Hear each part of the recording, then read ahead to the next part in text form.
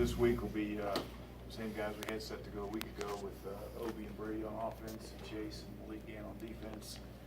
You know, what we did, we found out Wednesday that this game had been canceled. We were halfway through practice, of course. We just went ahead and started preparing for NC State. And made this week like a bye week, which I think helped us. You know, we got some guys healthy that probably wouldn't have played against, probably would not have played against South Carolina. We got B back. We'll get Levi Brown had a little bit of an ankle. He'll be back. So probably as healthy as we've been all year, including the Miami game. So that's a good thing. And had a great week to this point. Last night was a Tuesday night practice for us, and tonight will be Wednesday, and put 2 Thursdays together back to back, and then get ready to go play what I think may be one of the top teams, or maybe the top team in the ACC. It starts with the quarterback, Finley.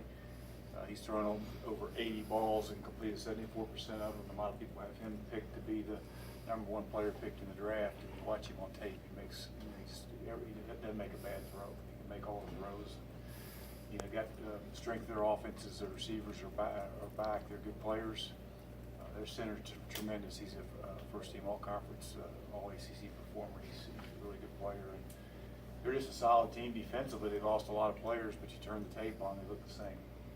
But they should. They're NC State.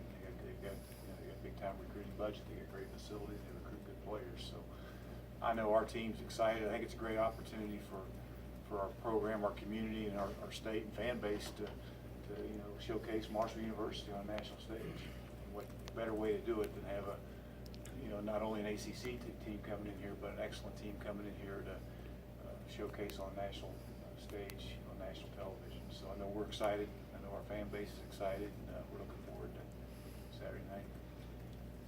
What is it that Finley does? Their third down percentage is 60% for the year, which is sort of uncanny for most teams. What does he do, especially without a predominant rushing attack? They've struggled this year in that aspect. Well, he's and if you look, he's just so accurate. You know, it reminds me, when I was there for a 5-year period with Phillip Rivers.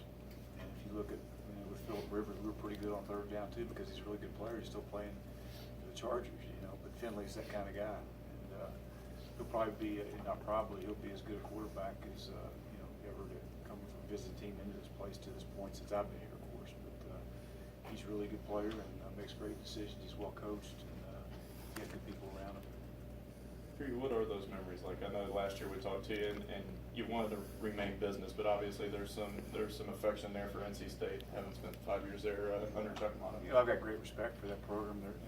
They got such a tremendous fan base as we do, and I'm sure they'll bring a lot of people here. And but they just a lot of really good people there. I still have a lot of great friends that are in that area, and a lot of them working within the athletic department. So got a lot of memories. But the important thing is we're prepared to go play really well here Saturday night. When you started here, did you ever envision having a home-and-home series with NC State, them coming to Huntington, and it not being a 2-for-1 or things like that? The program getting to that level. I think it's just it's just a tribute to what Mike Hamrick's been able to do with our scheduling. We've got NC State coming in here. We got a Pitt team coming in here in the future. We got Boise coming up on the schedule. So there's a lot of great games, a lot of tremendous teams coming in here, which is good. I know our players enjoy that. They'll enjoy the atmosphere here on Saturday night. I know our fans are looking forward to it as well. Doc, was it tough to shift from thinking about South Carolina to not having a game and then zero in on NC State? I'm sure that's never happened. I've never. Well, I should say never happened. It did happen back when I was at NC State, and 9/11 occurred.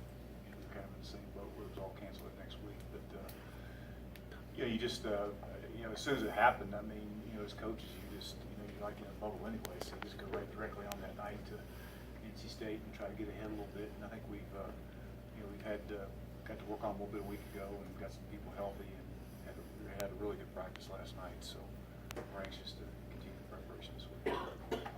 The rushing attack, I know that they've struggled, but Gillespie, the starter, he actually had one of his better games of 2017 against you all last year. What have you all seen from him on film, whether it be last year or this year, and what do you have to watch for this week? He's a big physical back. He's a physical back that he's hard. You have a hard time tackling. He's a downhill runner. He's going to always get positive yards. And they had a couple of young freshmen behind him playing, and obviously they've replaced the one freshman with another guy there. So they've got good players. The thing about him is he played a lot of year ago, as you mentioned, against us. So he's got a lot of experience, and he's a good player. Dave's done a great job with that program, and they've got good players at just about every position. several of their receivers are back too from last year. Mhm. Really are big, physical, talented guys. They are, and number 3 again, when Burke lost a year ago, and they like to get the ball to him down the field. He does a great job with jump balls and high point balls. And he's similar to the kid at Miami who we played against, maybe a little faster than that kid. He's a good player. They got some good young players that are also making plays for him. So he'll come out and tell you the strength of his offense right now is the receivers and the quarterback. And, they do a great job with those guys.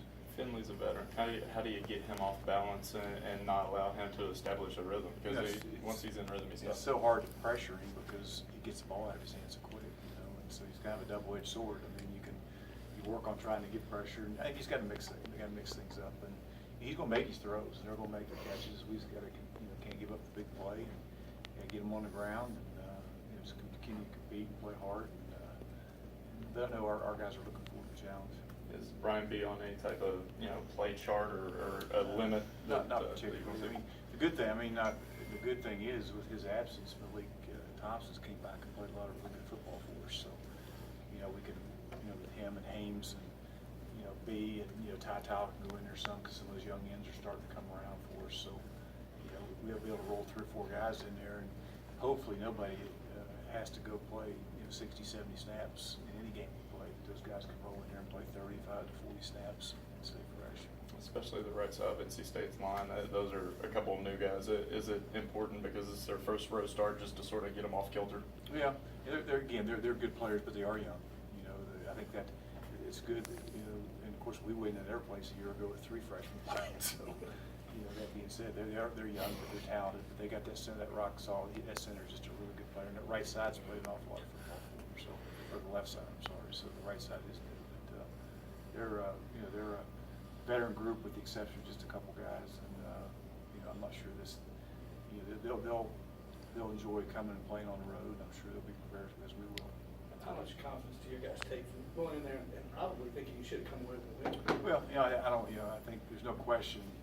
Our guys, we're a confident bunch to begin with. Our players feel good about themselves, and they're just excited to have the opportunity to go play not only an ACC team or a Power 5 team, but also a really good one. And like I say, I watched you all. One thing we did Saturday afternoon after we practiced Saturday morning, we sit around and watched some football, and you watch some of the teams playing. There's no doubt in my mind. Watched NC State in their league right now, where their league stands, that they're one of the top teams, if not the top team in that league, along with Clemson and some of those others. With what Tyree did last year, you're going to see some different defensive looks from NC State. Does that sort of excite you about the prospects of the rushing attack getting on pace this week? I think one thing that we're a little different than we were this time a year ago is with Brady is, Obi wasn't playing a whole lot at this point. And Obi starting to step up. Willie was a young guy that hadn't played a whole lot. And so was Marcel was a new guy, in addition to Hardy. And so we've got some guys that, Xavier Gaines is starting to come around and play some really good football for us, along with his other tight ends. So, I think we have a few more weapons, a few more players than what we had this time a year ago when we went to NC State. We knew about Brady, but a lot of that other, especially at the wide receiver position, was unknown. Now they got some games under their belt and have some confidence, and so we'll see what happens. How important is it to avoid those lulls? You all started strong, jumped out to a 2-score lead in each first quarter, but then you sort of lulled in the second and third quarter, and keeping the defense off the field for a prolonged period of time with Finley's pretty important. There's no question. I mean, this is going to be a game where we talk all the time about. In order to win a game like this, you got to be the best team on the field. You got to play put all three phases together. You got to keep. There's going to be some adversity in this game, like there are in all of them. So you just got to keep fighting and playing extremely hard.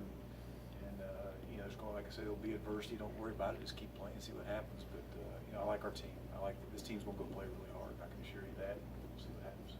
With all the hurricane damage over there in North Carolina, have y'all heard anything from NC State about if they're having any difficulties in practice? My son lives in Raleigh, so they didn't get a whole lot, to be honest. They didn't get. Don't get me wrong, they got a lot of the players I'm sure are affected because a lot of them from Eastern North Carolina and that type of thing. Now from east to Raleigh, I think got hit extremely hard. But, they got NC State built a brand new indoor facility, so they've got an indoor there now. But I'm sure that other than getting the players back from wherever they went over the weekend, they don't have any issues.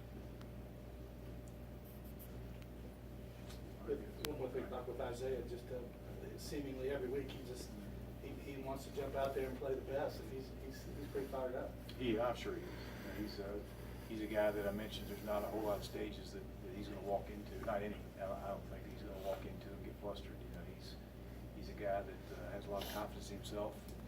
Plays with a lot of poise, and I'm sure he's, as our team is, looking forward to this challenge.